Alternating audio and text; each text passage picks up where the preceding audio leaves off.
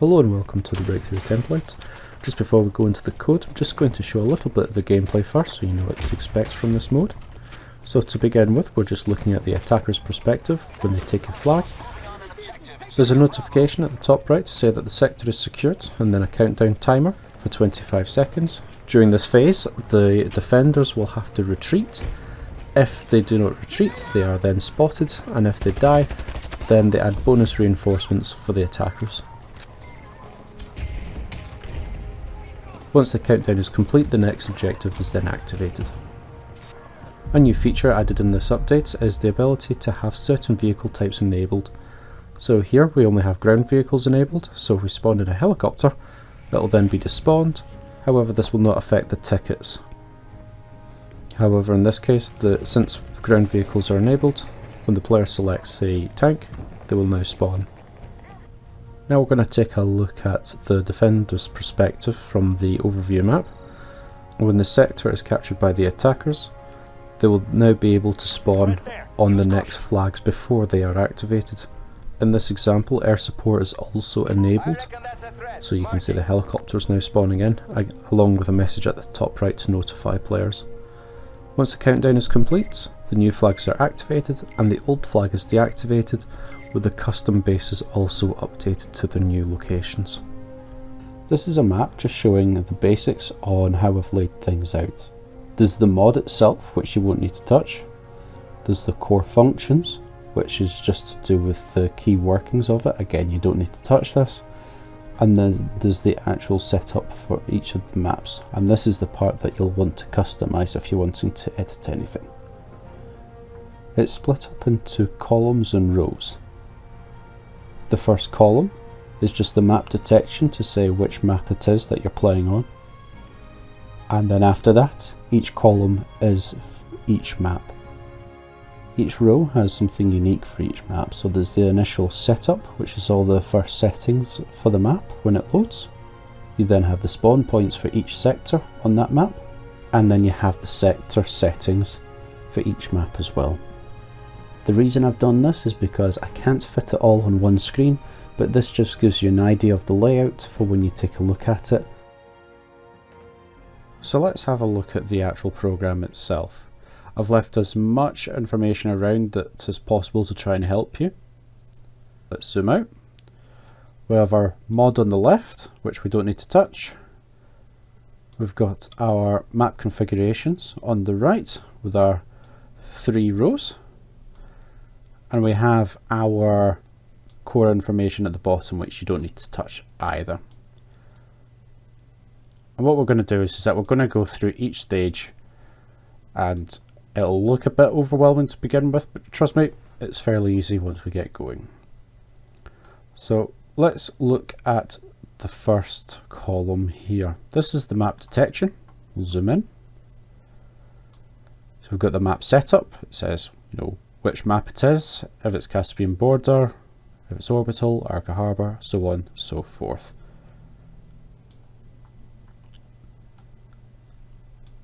The same for the spawns, so Caspian Border, Orbital, etc, etc. If you want to add your own maps on, you just create a new subroutine and then just add it to the list. And finally, we have the sector itself. So what we're going to do is have a look at Caspian Border. Again, I've listed as much information around it as possible to try and help you make your own mode. So Caspian Border, we want the setup first. So this is what it's going to do right at the beginning of the match. So you can use this to either edit your own map, or if you want to create your own setup, you can do. So we want to begin with setting up the locations of the bases for Team 1 and Team 2. I've already got this configured. I've got this set up for most of them. Essentially, any players that spawn in the base will be teleported to our custom spawns. That means that players can still do squad spawns and spawn on beacons as well. So we've done this for Team 1 and we've done this for Team 2. You can also set up the maximum reinforcements for the attackers So in this case, starting with 300. When they take a sector, they will be given a bonus of 50 reinforcements. Just to note, the way it works is the maximum is the max. So if they only lose, say, one person, so they're now at 299, they take a sector, it gives a bonus of 50, it will cap it at 300. There's a couple of optional settings here, so you don't have to have this. This is extra information that you can set up. So anything I have listed as optional, you don't have to have in your setup. So in this case, we have the attackers. You can set up a custom team to be the attackers or the defenders. So on Caspian Border, I've just left it as the default, Team 1, and the defenders as Team 2. And I make reference to attackers and defenders going forward because it's just easier to manage. Underneath we have the control settings for vehicles. You can set it for each team individually. So you can say vehicles for the attackers are enabled, vehicles for the defenders are available, but you can also separately set our air vehicles enabled. So in Caspian Border, I've decided I don't want air vehicles at all, so I have set them to false. So there's two additional settings at the bottom. There's the spawn protection distance and the retreat distance. These are two different values. These are optional, so you don't have to tweak these. They're both by default at 70, but in this case I've left them here as an example. The spawn protection distance is the distance between a player and the enemy spawn. So if a player gets too close to the enemy spawn area, they'll be given a notification message and then start taking damage unless they pull back. The retreat distance is once a sector has been captured, the defenders will have to pull back. If they don't retreat and they die, then they'll be giving bonus reinforcements to the attackers. So I'm going to compare this to Orbital, which actually has the minimum requirements. So on Orbital, I just have the base location for Team 1 and for Team 2. We have the maximum reinforcements and the bonus reinforcements. And on this map, I've actually disabled all vehicles, and that's all you need for a base map. So let's have a look at the spawn locations. Again, this is for Caspian Border. So we've moved from the first row, we're now on the second row. So we've got Caspian Border spawns, and we'll have a look at the first sector. So let's have a look at some of the messaging here. So you set the spawn locations for each of the sectors. Each sector is increased by 1. So you begin with sector 1, the attackers take it, you move on to sector 2. So let's take a look at sector 1. So we've got the spawn point for the attackers, the spawn point for the defenders, and as optional you can also set the spawn location for the vehicles for the attackers and the vehicle spawn for the defenders. If you don't set this at all for the vehicles, they will automatically spawn at the default base location. There is an additional feature. If you want to use the default spawn at the HQ, say you want to begin with, they want to start from their base, you can just set the value as 000, and you can also do this for the vehicles as well, 000. And this just means that the vehicles will and the players will all start from their default locations at the base. So I'm just changing these values back, and you just do this for each of your sectors. So on Caspian Border I have got 4 sectors, so I need 4 sets of spawn points. So again, we've got our 3 columns. There's the initial setup, our spawn points, and then finally the sectors. So at the beginning, again, so what map is it? It's Caspian Border. Let's load the Caspian Border sectors. Again, some more information here. So we can set the objectives for each sector here. Add as many flags as you like per sector. There's no limit, and that is true. You can have as many as you like. So, for example, in sector 1 we only have alpha 1 enabled, but in sector 2 you'll notice we have 2 flags on here that are active, but then we drop down back to 1 again for the other 2 sectors. And that's all you need to do. You can, however, customize this further. If we look at Spearhead as an example, which is probably one of the more complicated ones, this is probably more for some of the more advanced users.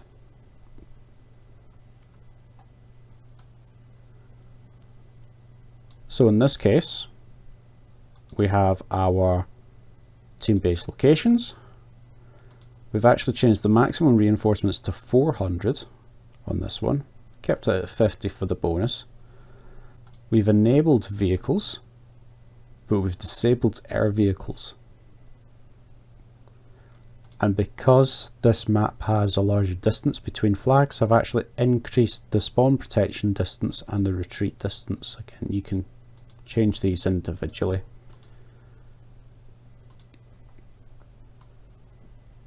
We've set up the spawn points. So in this case, I've wanted to use the default HQ points for the attackers. But at the end, I'm also using the default base location for the defenders.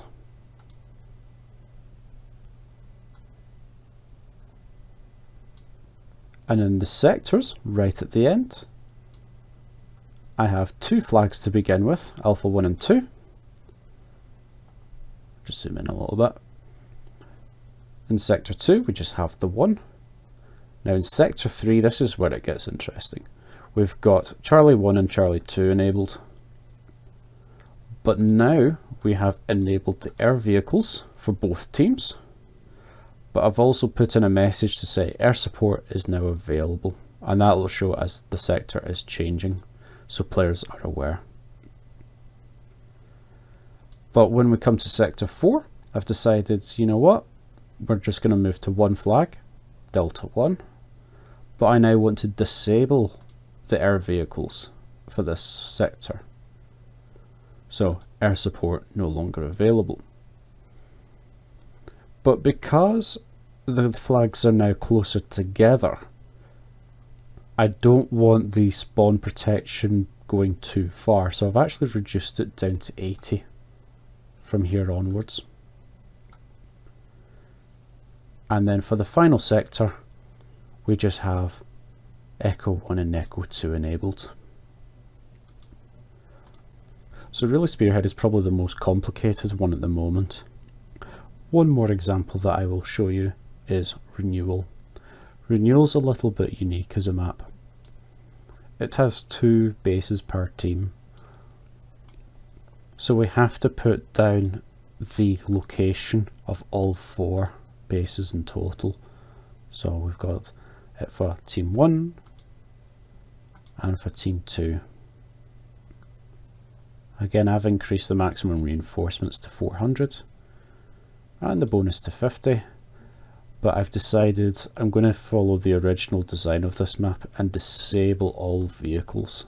So because I have disabled all vehicles for this map, there is no need to set up the vehicle spawns on this map at all. So we've just set it up for the attackers and defenders for each of the sectors. So we don't need to bother about vehicles at all. And in the final area, it's fairly simple. Each sector only has 1 flag active at a time, and the only change is once we get inside of the ship where the flags are a bit closer together. So we just reduce the distance a little bit. And that is really as much as you really need to do. There's other maps in here that are already set up. You can tweak them, you can copy them, you can do whatever you like and add additional maps if you wish as well. So it's all there and ready to go. There's only a couple of options that you maybe want to tweak in the initial setup. You can turn the icons on and off. There's the spawn protection distance and retreat distance. These are default values, and you've got the time limit as well. I will keep adding in more maps over time and making general improvements. If you get stuck and need any help at all, I'm always hanging around in the Battlefield Portal Discord in any case.